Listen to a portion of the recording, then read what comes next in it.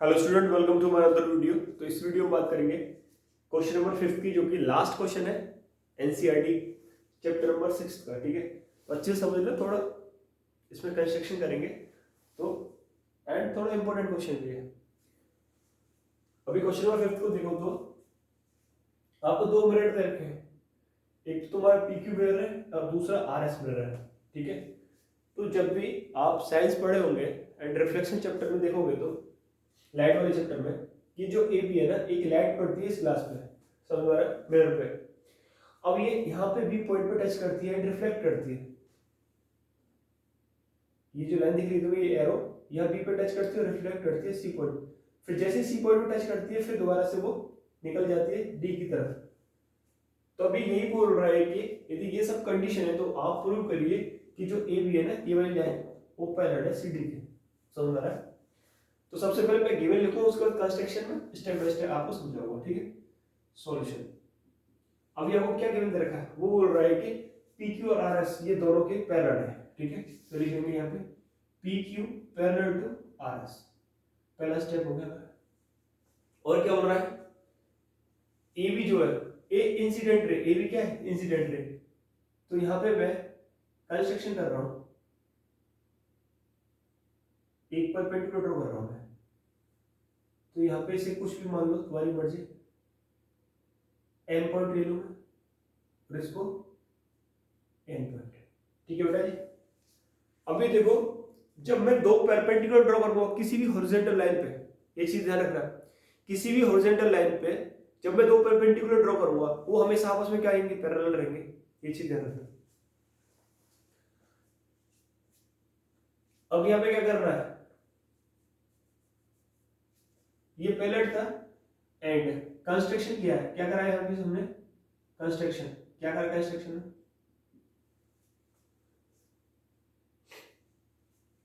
Construction में करा है कि मैंने B M perpendicular to P Q and C N perpendicular to R S, ये मैंने क्या करा है, कंस्ट्रक्शन किया है इसमें। ये समझ में आ रही है? अब आप ये भी लिख सकते हो यहाँ पे कि A B is incident, A B is a incident ray, incident ray. समझदार। फिर वो स्ट्राइक करिए बी पॉइंट पे, फिर रिफ्लेक्ट कर गई यहाँ पे सी डी से, कुछ भी लिख सकते हो, सी डी से रिफ्लेक्ट रे, ये इंसिडेंट है, फिर रिफ्लेक्ट कर गई, फिर रिफ्लेक्ट कर गई, बस कुछ नहीं। अब यहाँ पे एक और चीज ध्यान रखना है, तो वैसे यहाँ पे कंस्ट्रक्शन में एंगल 1 मेंशन कर सकते हो, एंगल 2 ये तुम्हारे लिए इजी रहेगा जब तुम करोगे तो, एंगल 3 और ये एंगल 4, बार बार ये लिखना नहीं पड़ेगा। तो कंस्ट्रक्शन में लिख देना, क्या लिख देना, angle A B M is equal to, angle 1 use किया मैंने, एंगल एम बी सी को मैंने एंगल 2 यूज किया है, एंड देखो एंगल बी सी एन को मैंने क्या यूज किया, एंगल 3 के तौर पे यूज किया है, एंड यहाँ पे एंगल एन सी डी को मैंने एंगल 4 के तौर पे यूज किया। ये चीज समझ में आई कि नहीं? ये कंस्ट्रक्शन मैंने लिख लिया है। ठीक है, अब जब मैंने कंस्ट्रक्ट किया है ये दोनों परपेंडिकुलर, तो यहाँ पे और भी चीज क्या हो जाएगी, यहाँ पे ये जो बी एम है ना वो पैरेलल हो जाएगी किसके, सी एन के। तो लिख देंगे यहाँ पे both are perpendicular, both are perpendicular.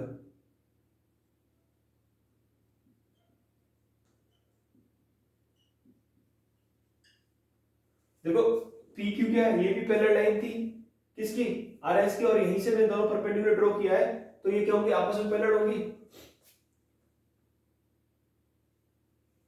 समझ में आ रहा है? ये दोनों परपेंडिकुलर नहीं है, ये समझ लो कि बोथ आर परपेंडिकुलर, इसलिए लिख देता हूं, कंफ्यूज हो जाओगे तो फिर both are perpendicular from parallel line, parallel line, ये चीज ध्यान रखना। ये चीज समझ में आ गई? अब यहाँ पे अपना प्रूव करते हैं। टू प्रूव में क्या करवा रहा है बेटा, टू प्रूव में वो करवा रहा है कि A B parallel to C D, ये प्रूव करवा रहा है। ठीक है, अब यहाँ पे प्रूफ स्टार्ट करते हैं। क्या करते हैं, प्रूफ स्टार्ट। कार्टेशियन पढ़ोगे ठीक है। साइंस पढ़ोगे तो ये क्या होता है, जब लाइन टकराती है यहाँ पे इंसिडेंट रे और यहाँ पे मैंने एक परपेंडिकुलर ड्रॉ कर लिया, तो ये क्या होगा, इंसिडेंस एंगल और लौटने वाला रिफ्लेक्शन एंगल, समझ गए ना, ये दोनों आपस में क्या होता है, बराबर होता है। अब देखो angle 1 is equal to angle 2, क्यों है वो, हमेशा एंगल ऑफ इंसिडेंस बराबर रहता है एंगल ऑफ रिफ्लेक्शन के, साइंस में पढ़ोगे ठीक है। एंगल ऑफ इंसिडेंस किसके बराबर रहता है, एंगल ऑफ रिफ्लेक्शन के, इसलिए एंगल 1 और एंगल 2 आपस में क्या होंगे, बराबर रहेंगे। ये मैं इक्वेशन फर्स्ट मान लूं। ऐसे इधर भी ये लाइन यहाँ पे टच की बट टकराई ये रे एंड वापस लौट गई, तो यहाँ पे भी ये दोनों एंगल क्या होंगे, आपस में बराबर रहेंगे। ऐसे यहाँ लिख देंगे एंगल 3 इज इक्वल टू बेटा एंगल 4, लिख देंगे bracket angle of incidence is equal to angle of reflections. Equation क्या होगी, सेकंड। अच्छे से समझ में आई ये चीज। अभी देखो, क्योंकि मैं प्रूव कर चुका हूं कि एंगल ये वाली जो BM ऊपर परपेंडिकुलर है किसके, CN के, यानी कि जो BM है ये पैरेलल लाइन है CN के, और यहाँ पे फिर हमारा जो BC as a transversal line की तरफ पे काम करेगा, ठीक है। एज बी यहाँ लिखेंगे एज बी प्रूव्ड, ठीक है। कैसे कि जो BM है वो क्या है, पैरेलल है किसके, CN के, एंड BC की एज ए ट्रांसवर्सल लाइन का काम करेगी, as a transversal line, transversal line किसके तौर पे काम कर रही है, एज ए ट्रांसवर्सल लाइन के तौर पे काम कर रही है। तब क्या हो जाएगा यहाँ पे एंगल 2 इज इक्वल टू क्या हो जाएगा, एंगल 3 के, क्यों हो जाएगा ये, अल्टरनेट इंटीरियर एंगल से, क्योंकि इक्वेशन थर्ड हो गया। ये चीज समझ में आई कि नहीं, पहले ये बताओ, इजीली समझ में आई कि नहीं, समझ में आ गया ना भाई। ये दोनों पैरेलल है आपस में और ये ट्रांसवर्सल लाइन की तरफ काम करेंगे, तो एंगल 2 एंगल 3 का अल्टरनेट इंटीरियर एंगल हो गए कि नहीं हो गए। अब हमें प्रूव क्या करना है वो समझ लो पहले। प्रूव करना है हमें कि जो AB है ना ये बराबर है किसके, CD के, पैरेलल प्रूव करना है, सॉरी AB पैरेलल प्रूव करना है CD के। तो मैं यदि यहाँ पे एंगल 1 और एंगल 2 यानी कि एंगल ABC और एंगल DCB को यदि मैं इक्वल प्रूव कर दूंगा तो अल्टरनेट इंटीरियर एंगल से पैरेलल लाइन हो जाएगी। समझ में आ रहा है कि नहीं आ रहा है, तो बस वही करना है मेरे को। क्या करना है, from first comma second and third से आप देखोगे ये सभी के सभी एंगल 1 2 3 4 सभी आपस में इक्वल है। क्या हो जाएंगे, angle 1 is equal to angle 2 is equal to angle 3 is equal to angle 4, all equal हो रहे हैं। समझ में आ रहा है नहीं आ रहा है, तो क्या करूंगा मैं यहाँ पे, ये चीज समझ में आ गया। अब देखो यहाँ पे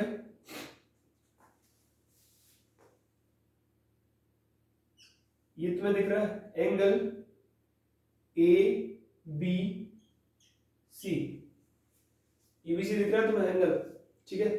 या फिर आप ऐसे कर सकते हो और तुम्हें ट्रिक बता देता हूं, कंफ्यूज नहीं होगे तुम। यहाँ पे तुमने एक चीज प्रूव करी है, क्या प्रूव करी है, ये दोनों दिख रहे हैं 1 और 2, इन दोनों को क्या करो तुम ऐड कर दो, ऐड